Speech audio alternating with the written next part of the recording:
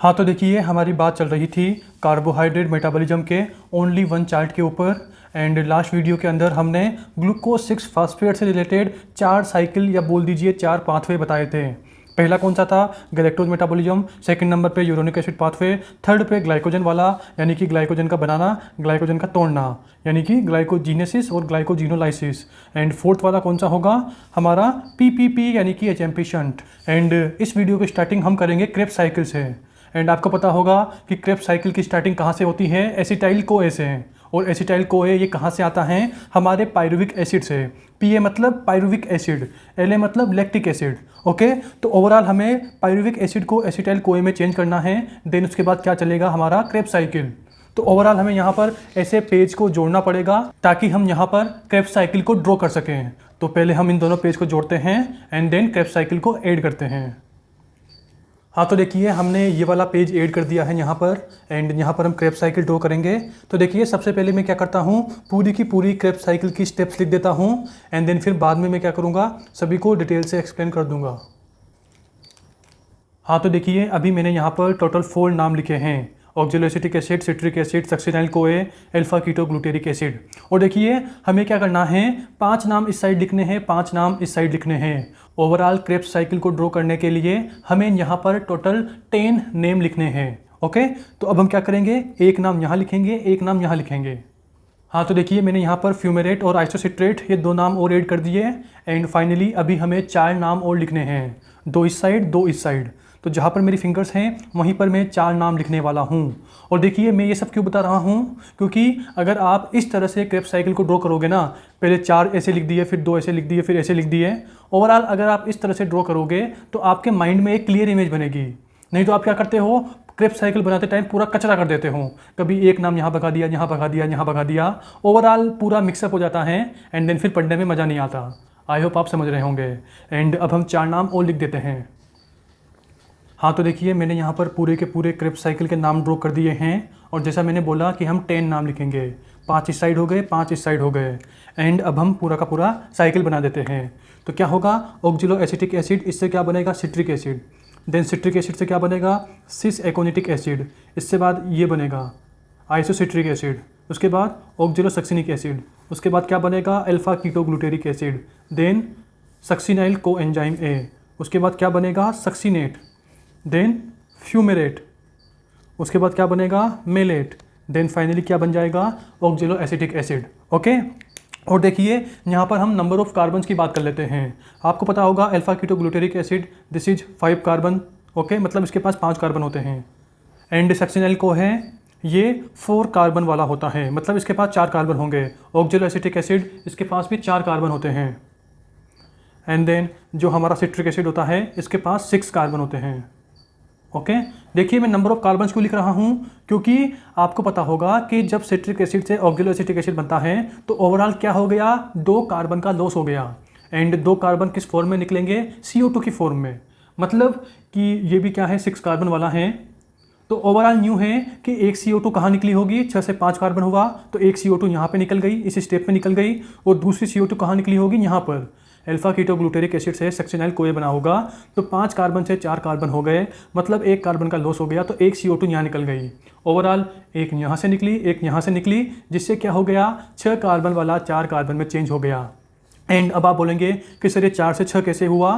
तो देखिए जो पायरुविक एसिड होता है ना, वो फिर जाएगा माइटोकॉन्ड्रिया के अंदर। एंड माइटोकॉन्ड्रिया के अंदर पायरुविक एसिड को किस में चेंज कर देते हैं, असिटाइल कोएंजाइम ए में। और असिटाइल कोएंजाइम ए ऑक्जेलोएसिटिक एसिड इसके साथ जुड़ जाता है और क्या बनाता है, 6 कार्बन शुगर। मतलब कि जो असिटाइल कोएंजाइम ए है ना, उसके पास क्या होते हैं, 2 कार्बन। तो ओवरऑल असिटाइल कोएंजाइम ए यानी कि 2 कार्बन और ऑक्जेलोएसिटिक एसिड इसके पास 4 कार्बन, दोनों ने मिलकर क्या बना दिया, 6 कार्बन वाला सिट्रिक एसिड। आई होप आप समझ रहे होंगे। तो देखिए मैंने जो भी बोला ना कि असिटाइल कोए बना ऐड हुआ, इसको ड्रॉ करने से पहले एक करेक्शन है इस वाले चार्ट के अंदर। और वो करेक्शन क्या है, ये वाला, मतलब कि जो ग्लूकोज 6 फास्फेट डिहाइड्रोजनेज एंजाइम है वो यहाँ पर नहीं होता, मतलब इस वाली स्टेप में नहीं होता। ये वाला एंजाइम कहाँ होता है, इस वाली स्टेप में। मतलब जब ग्लूकोज 6 फास्फेट से 6 फोस्फोग्लूकोनोलेक्टोन बनता है तो इस वाली स्टेप के अंदर एक एंजाइम यूज होता है जिसे हम बोलते हैं ग्लूकोज 6 फास्फेट डिहाइड्रोजनेज। ओवरऑल मैंने यहाँ पर गलत लिख दिया, तो आप क्या करना, इस एंजाइम को यहाँ लिख देना। तो देखिए ग्लूकोज 6 फास्फेट डिहाइड्रोजनेज एंजाइम ये मैंने कहाँ लिखा है, इस वाली स्टेप में, कि जब ग्लूकोज 6 फास्फेट से 6 फोस्फोग्लूकोनोलेक्ट्रॉन बनता है तो इस स्टेप में ग्लूकोज 6 पीडी एंजाइम काम आता है। एंड इसका क्लिनिकल क्या होता है हमारा, ग्लूकोज 6 फास्फेट डिहाइड्रोजनेज डेफिशिएंसी। तो मैं नीचे करके यही क्लिनिकल लिख देता हूँ इसका। हाँ तो देखिए मैंने यहाँ लिखा है ग्लूकोज 6 फास्फेट डिहाइड्रोजनेज डेफिशिएंसी, मतलब कि जो ये पूरा का पूरा है ना, यही मैंने छाप दिया यहाँ पर, और ये पूरा का पूरा क्या हो गया, गलती हो गया, क्योंकि मैंने क्या है लास्ट टाइम फ्लो में गलती लिख दिया था। यहाँ पर ग्लूकोज 6 पीडी यहाँ काम आता है, तो इसको काट दीजिए एंड पूरा यहाँ का यहाँ हो गया। ओके, आई होप आप समझ गए होंगे। एंड अब हम आते हैं हमारे मेन पॉइंट पे कि पायरुविक एसिड ये कहाँ जाएगा, माइटोकॉन्ड्रिया के अंदर। तो देखिए ये पायरुविक एसिड कैसे बना, ग्लाइकोलाइसिस से। तो अब हम क्या करेंगे, यहाँ पर एक ग्रीन लाइन खींच देंगे, मतलब कि इस ग्रीन लाइन के उस साइड क्या है, साइटोसोल, और इस ग्रीन लाइन के अंदर क्या है, माइटोकॉन्ड्रिया। तो ओवरऑल क्या हुआ, जो पायरुविक एसिड है इसका ट्रांसपोर्ट कहाँ हुआ, साइटोसोल टू माइटोकॉन्ड्रिया। मैं ये लिख रहा हूँ साइटो मतलब साइटोसोल, यहाँ पे क्या लिखूंगा, माइटोकॉन्ड्रिया, MITO मतलब माइटोकॉन्ड्रिया। ओके, एंड जब पायरुविक एसिड साइटोसोल से माइटोकॉन्ड्रिया के अंदर पहुंचता है तो देखिए माइटोकॉन्ड्रिया के अंदर एक एंजाइम कॉम्प्लेक्स होता है जिसे हम क्या बोलते हैं, पायरुवेट डिहाइड्रोजनेज कॉम्प्लेक्स। और ये कॉम्प्लेक्स क्या करता है, पायरुविक एसिड को असिटाइल को एंजाइम ए में चेंज करेगा, एंड देन फिर वो असिटाइल को ए हमारे OAA ऑक्जेलो एसिटिक एसिड के साथ ऐड होकर क्या बनाएगा, सिट्रिक एसिड। तो अब हम पायरुविक एसिड को असिटाइल को एंजाइम ए में चेंज कर देते हैं। तो देखिए ये पायरुविक एसिड है, इससे क्या बन गया, असिटाइल को एंजाइम ए, एंड देन फिर ये किस में ऐड हो जाएगा, हमारे ऑक्जेलो एसिटिक एसिड में। मतलब कि जो असिटाइल को एंजाइम है दिस इज 2 कार्बन, इसके पास 2 कार्बन होते हैं, तो ओवरऑल 4 कार्बन प्लस 2 कार्बन क्या बन गए, 6 कार्बन। ओवरऑल आपको क्रेब्स साइकिल के अंदर कार्बन का पूरा कॉन्सेप्ट समझ में आ गया होगा कि कहाँ 4 होते हैं, कहाँ 6 होते हैं, कहाँ 5 होते हैं। ओके, एंड इसके लिए कौन सा एंजाइम होता है use, pyruvate dehydrogenase complex. Okay, तो मैंने यहाँ क्या लिखा है, पायरुवेट डिहाइड्रोजनेज कॉम्प्लेक्स, पूरा नाम आपको स्क्रीन पे दिख जाएगा। इसने क्या किया, पायरुविक एसिड को असिटाइल को एंजाइम ए, अरे यार यहाँ एसिटाइल गलती लिख दिया, ACETYL होता है ना, स्पेलिंग गलती लिख दी, अरे कोई ना, कॉमन सी बात है भाई, ये तो थोड़ी कमज़ोर है, ACETYL असिटाइल को एंजाइम है। ओके, ये हो गया। ओके, तो ओवरऑल आपके माइंड में एक मैप बन गया होगा कि दूध में हमने लैक्टोज लिया, देन लैक्टोज गैलेक्टोज और ग्लूकोज में चेंज हुआ, गैलेक्टोज का मेटाबॉलिज्म हुआ, ग्लूकोज का मेटाबॉलिज्म कैसे हुआ, हमारे ग्लाइकोलाइसिस के थ्रू, फिर ग्लाइकोलाइसिस से क्या बना, पायरुविक एसिड, पायरुविक एसिड कहाँ गया, साइटोसोल से माइटोकॉन्ड्रिया में, एंड माइटोकॉन्ड्रिया के अंदर क्या होता है, PDC पायरुवेट डिहाइड्रोजनेज कॉम्प्लेक्स, इसने एसिटाइल को ए में चेंज किया, एंड देन फिर क्या चला, पूरा का पूरा क्रेब्स साइकिल। तो आप यहाँ क्या लिख देना कि this is Krebs cycle. Okay, तो ये पूरा क्रेब्स साइकिल हो गया, एंड इस तरह से पूरा का पूरा क्रेब्स साइकिल चलता है। और देखिए क्रेब्स साइकिल इसे आप फैटी एसिड में ही पढ़ोगे, क्रेब्स साइकिल इसे आप कहाँ पढ़ोगे, प्रोटीन मेटाबॉलिज्म। ओवरऑल जो कार्बोहाइड्रेट मेटाबॉलिज्म है, जो प्रोटीन मेटाबॉलिज्म है, और जो फैट मेटाबॉलिज्म है, हर जगह आप क्या पढ़ते हो, क्रेब्स साइकिल। मतलब this is very very important, और ये सारी स्टेप्स हर स्टूडेंट को याद होनी चाहिए। ओके, एंड अब हम बात करते हैं ग्लूकोनियोजेनेसिस। ओके, यहाँ पर क्या था, ग्लाइकोजेनेसिस, ग्लाइकोजन बनाना था, तो GLYCO ग्लाइकोजेनेसिस। अब हम क्या बात कर रहे हैं, ग्लूकोनियोजेनेसिस, मतलब हमें क्या बनाना है, ग्लूकोज बनाना है। एंड कैसे बनाएंगे, इधर से ही बनाएंगे, मतलब कि जो पायरुविक एसिड है इससे ग्लूकोज भी बन सकता है। एंड अब आप बोलेंगे कि सर कैसे बन सकता है, तो चलिए उसी की बात करते हैं। तो देखिए जो ये ग्रीन वाली लाइन थी, मतलब साइटोसोल और माइटोकॉन्ड्रिया के बीच का जो बॉर्डर था, इसे मैं इधर कंटिन्यू कर रहा हूँ। ओके, ओवरऑल इस ग्रीन लाइन के अंदर यहाँ पूरा का पूरा क्या है, माइटोकॉन्ड्रिया का मैट्रिक्स, और ग्रीन लाइन के बाहर क्या है, साइटोसोल। तो मैं ग्रीन लाइन को नीचे तक कंटिन्यू कर रहा हूँ। ओके, एंड अब हम क्या पढ़ रहे हैं, ग्लूकोनियोजेनेसिस, मतलब हम बनाएंगे ग्लूकोज को, और किससे बना रहे हैं, पायरुविक एसिड से।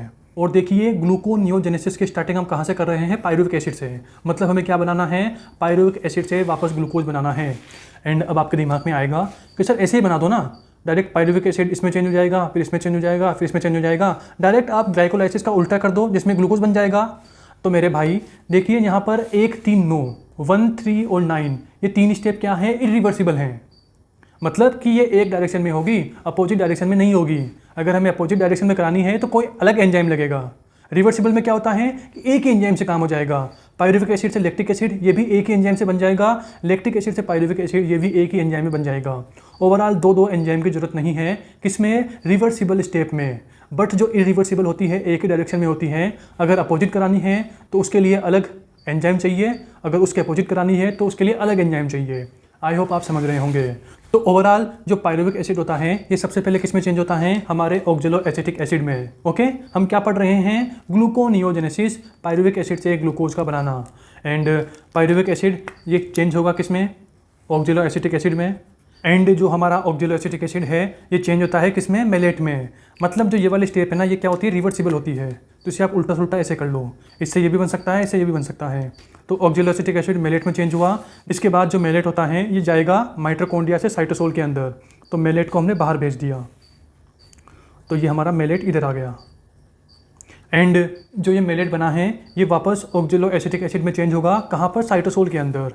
माइटोकॉन्ड्रिया के अंदर क्या हुआ था, ऑक्जेलो एसिटिक एसिड मेलेट में चेंज हुआ था। साइटोसोल में क्या होता है, मेलेट से ऑक्जेलो एसिटिक एसिड बनता है, मतलब उल्टा होता है। तो मेलेट चेंज कर देंगे OAA में, oxalo acetic acid. And then जो ऑक्जेलो एसिटिक एसिड होता है ये चेंज होता है 2PEP में, यानी कि फोस्फोइनोल पायरुवेट में। ओके, तो फिर ये इसमें जाएगा। ओके, और फिर ये वाली स्टेप ये हो गई। ओके, एंड अब आपके माइंड में क्वेश्चन आया होगा कि सर आप OAA ऑक्जेलो एसिटिक एसिड को डायरेक्ट बाहर भेज देते हैं, सीधा माइटोकॉन्ड्रिया की मेम्ब्रेन क्रॉस की और बाहर आ गया साइटोसोल में। तो देखिए ऐसा नहीं होता है, क्योंकि ऑक्जेलो acetic acid this is impermeable. जो माइटोकॉन्ड्रिया की मेम्ब्रेन होती है उसे हमारा ऑक्जेलो एसिटिक एसिड क्रॉस नहीं कर पाता। इसीलिए हमें कोई ऐसी चीज़ चाहिए जो माइटोकॉन्ड्रिया की मेम्ब्रेन को क्रॉस करके साइटोसोल में चली जाए। इसीलिए हमारी एक स्टेप यहाँ बढ़ जाती है। सबसे पहले हम ऑक्जेलो एसिटिक एसिड इसे मेलेट में चेंज करेंगे, देन फिर जो मेलेट है ये माइटोकॉन्ड्रिया की मेम्ब्रेन को क्रॉस कर सकता है। आई होप आप समझ रहे होंगे। एंड इससे ये बना, ये क्या है, 2PEP फास्फोइनोल पायरुवेट। देन ये वाली स्टेप रिवर्सिबल है, रिवर्सिबल है, रिवर्सिबल है, रिवर्सिबल है, रिवर्सिबल है। एंड अब यहाँ प्रॉब्लम आएगी, क्योंकि ये क्या है, इरिवर्सिबल है। एंड जो ये थर्ड वाली स्टेप है इसे अपोजिट कराने के लिए हमें एक अलग एंजाइम की जरूरत पड़ेगी। क्यों पड़ेगी, क्योंकि जो थर्ड वाली स्टेप है दिस इज इरिवर्सिबल। तो ओवरऑल जो फ्रक्टोज 1,6-बिस फास्फेट है इससे हम क्या बनाएंगे, फ्रक्टोज 6 फास्फेट। और इसके लिए हमें अलग एंजाइम की ज़रूरत पड़ेगी, क्योंकि जो ये वाला एंजाइम है ये क्या करता है, फ्रक्टोज 6 फास्फेट से फ्रक्टोज 1,6-बिस फास्फेट ही बनाता है। एक ही डायरेक्शन में काम करता है, अपोजिट डायरेक्शन में कराने के लिए अलग एंजाइम की ज़रूरत पड़ेगी। ओके, देन सेकेंड वाली स्टेप ये भी रिवर्सिबल है, तो कोई टेंशन नहीं है। एंड जो फर्स्ट वाली स्टेप है इसके लिए भी हमें अलग से एंजाइम की ज़रूरत पड़ेगी। क्यों, क्योंकि जो फर्स्ट वाली स्टेप है ये क्या है, इरिवर्सिबल। मतलब कि जो पहला वाला एंजाइम है वो ओनली ग्लूकोज से ग्लूकोज 6 फास्फेट बनाता है, अपोजिट काम नहीं करता। तो इसके लिए भी हमें एंजाइम की ज़रूरत पड़ेगी। ओके, इसीलिए मैंने अलग से एरो लगाई है। जहाँ पर रिवर्सिबल है वहाँ पर मैंने कोई भी अलग से एरो नहीं लगाई है। ओके, आई होप आप समझ गए होंगे कि किस तरह से पायरुविक एसिड से क्या बना, हमारा ग्लूकोज बना। ओके, और देखिए पायरुविक एसिड से ही ग्लूकोज नहीं बनता है, मतलब कि और भी सब्सटेंस लाइक लैक्टिक एसिड ये भी ग्लूकोज बना सकता है और भी बना सकते हैं। एंड अब आप बोलेंगे कि सर कैसे बना सकते हैं, तो भाई देख, अगर हमारी बॉडी में लैक्टिक एसिड की क्वांटिटी कुछ ज़्यादा हो गई तो जो ये वाली स्टेप है PSALA ये क्या होती है, रिवर्सिबल। तो ओवरऑल बॉडी के अंदर लैक्टिक एसिड ज़्यादा है तो क्या होगा, लैक्टिक एसिड पायरुविक एसिड में चेंज होगा। देन पायरुविक एसिड हमारे साइटोसोल से माइटोकॉन्ड्रिया में आएगा एंड देन वापस इंटर कर गया। ओके, और देखिए जो मैंने यहाँ पर ये पूरा का पूरा ग्लूकोनियोजेनेसिस बताया, इसमें आपको कुछ समझ में आया होगा कि कुछ एंजाइम क्या है, ग्लाइकोलाइसिस में भी कॉमन है और ग्लूकोनियोजेनेसिस में भी कॉमन है। तो पहले मैं लिख देता हूँ कि ये क्या है, ग्लूकोनियोजेनेसिस। हाँ, तो देखिए मैंने यहाँ क्या लिखा है, ग्लूकोनियोजेनेसिस, मतलब हमें ग्लूकोज को बनाना है, ग्लूकोनियोजेनेसिस। ओके, एंड मैंने यहाँ क्या बात की थी, ग्लाइकोलाइसिस। ये पूरा का पूरा क्या है, ग्लाइकोलाइसिस। हाँ, तो देखिए मैंने यहाँ क्या लिखा है, ग्लाइकोलाइसिस, मतलब हम क्या कर रहे हैं, ग्लूकोज से क्या बना रहे हैं, पायरुविक एसिड या लैक्टिक एसिड। मतलब ये कंडीशन पे मैटर करता है कि एरोबिक है कि एनारोबिक है। ओके, तो मैं थोड़ा कैमरा ऊपर कर लेता हूँ ताकि आपको सब कुछ समझ में आए जो भी मैं बोलूँ। तो ओवरऑल मैंने बोला कि जो ग्लाइकोलाइसिस के कुछ एंजाइम है और जो ग्लूकोनियोजेनेसिस के कुछ एंजाइम है, इन दोनों के एंजाइम में बहुत ज़्यादा सिमिलरिटी है। थोड़ा और ऊपर कर लेता हूँ। हाँ, तो देखिए मैंने ये बोला कि ग्लाइकोलाइसिस के कुछ स्टेप्स के एंजाइम और ग्लूकोनियोजेनेसिस के कुछ स्टेप्स के एंजाइम सेम है, क्योंकि वो स्टेप से सेम है। मतलब कि स्टेप नंबर 2 है ये ग्लाइकोलाइसिस में भी है, ग्लूकोनियोजेनेसिस में भी है। 4 वाली, 5 वाली, 6 वाली, 7 वाली, 8 वाली, ये सारे के सारे स्टेप कहाँ पर हैं, ग्लाइकोलाइसिस में भी है, ग्लूकोनियोजेनेसिस में भी है। ओवरऑल हमें देखना है कि डिफरेंस कहाँ पर है, ऐसे कौन से एंजाइम्स हैं जो ग्लूकोनियोजेनेसिस में ही यूनिक है, जो ग्लाइकोलाइसिस में नहीं होते हैं। तो ओवरऑल दो तो यही पता लग गया कि इस वाले स्टेप में अलग एंजाइम आएगा, इस वाले स्टेप में अलग एंजाइम आएगा। कॉमन सी बात है भाई। तो मैं इसे क्या दे रहा हूँ, नंबर 4। इसे क्या दे रहा हूँ, नंबर 3। मैं 4 3 क्यों दे रहा हूँ? क्योंकि भाई हमने स्टार्टिंग यहाँ से की थी। पायरुविक एसिड से ऑक्जेलोएसिटिक एसिड बनता है, तो यहाँ पर नंबर 1 एंजाइम आएगा, और जो ये वाला एंजाइम होता है ये हमारे ग्लाइकोलाइसिस में नहीं होता है। कॉमन सी बात है भाई, ग्लाइकोलाइसिस मतलब ग्लूकोज से लैक्टिक एसिड बना लो या पायरुविक एसिड बना लो। हम यहाँ पे क्या कर रहे हैं, पीए को ऑक्जेलोएसिटिक एसिड में चेंज कर रहे हैं, तो ओवरऑल ये वाला एंजाइम ग्लाइकोलाइसिस में कैसे आएगा? कॉमन सी बात है। देन जो हमारा सेकंड एंजाइम है वो है ये वाला, ऑक्जेलोएसिटिक एसिड से 2PEP। यहाँ पर होगा हमारा सेकंड एंजाइम जो कि ग्लाइकोलाइसिस में यूनिक है। ओवरऑल मैंने यहाँ पर 4 एंजाइम बताए। दिस इज नंबर फर्स्ट, इसमें क्या हो रहा है, पायरुविक एसिड ऑक्जेलोएसिटिक एसिड में चेंज हो गया।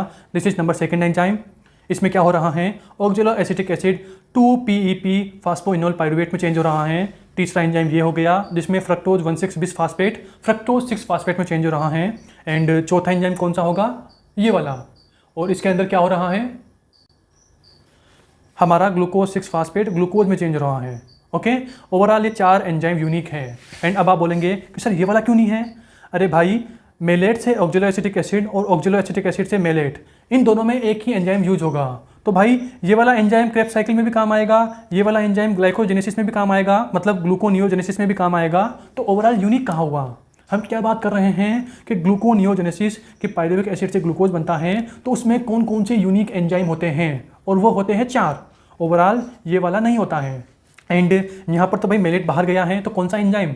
यहाँ पर तुम क्या पढ़ेंगे, मेलेट एस्पार्टेट शटल, मतलब कि जो मेलेट एस्पार्टेट शटल होता है ना, उसके थ्रू मेलेट हमारे माइटोकॉन्ड्रिया से साइटोसोल में आता है। तो मैं यहाँ क्या लिख रहा हूँ, मेलेट एस्पार्टेट शटल। देखिए, आप इस चार्ट की टेंशन मत करो, ये चार्ट हमने हमारी ऑफिशियल वेबसाइट nmedet.com पर अपलोड कर दिया है, और उसका लिंक आपको कहाँ मिल जाएगा, इसी वीडियो के डिस्क्रिप्शन के अंदर। आप समझने पर फोकस करो। तो मैं जूम कर लेता हूँ, एंड मैं यहाँ क्या लिखूँगा, malate aspartate shuttle, malate aspartate shuttle. Okay, short में लिख दिया, आपको स्क्रीन पे पूरा नाम दिख जाएगा। एंड जो ये शटल है ये कहाँ होता है, माइटोकॉन्ड्रिया के मेम्ब्रेन में, एंड इसके थ्रू जो मेलेट है वो माइटोकॉन्ड्रिया से साइटोसोल में आता है। देन अब आप बोलेंगे कि सर जो मेलेट से ऑक्जेलोएसिटिक एसिड है, यहाँ पर भी तो एंजाइम है। तो देखिए भाई, जो एंजाइम यहाँ पर है ना, मेलेट से ऑक्जेलोएसिटिक एसिड बनता है, यही एंजाइम यहीं पर काम आता है। तो ओवरऑल ये एंजाइम भी यूनिक नहीं हुआ, इसीलिए मैंने इसको नंबरिंग नहीं दी है। इसको मैंने नंबरिंग दी है क्योंकि this is unique enzyme of gluconeogenesis. I hope आप समझ रहे होंगे। एंड देखिए, मैंने यहाँ पर 1 2 3 4 जो ये 4 यूनिक एंजाइम ऑफ ग्लूकोनियोजेनेसिस हैं, इनके नाम नहीं बताए हैं, क्योंकि अगर मैं सारा एक साथ बता दूंगा तो पूरा कचरा हो जाएगा। अभी हमारा एम क्या है कि माइंड के अंदर एक मैप बनाना कि किस तरह से कार्बोहाइड्रेट का मेटाबॉलिज्म होता है। ओके, तो अभी हमने किस किस की बात कर ली, क्रेब्स साइकिल की बात कर ली, ग्लूकोनियोजेनेसिस की बात कर ली, एंड बची हुई बात हम करेंगे नेक्स्ट वीडियो के अंदर।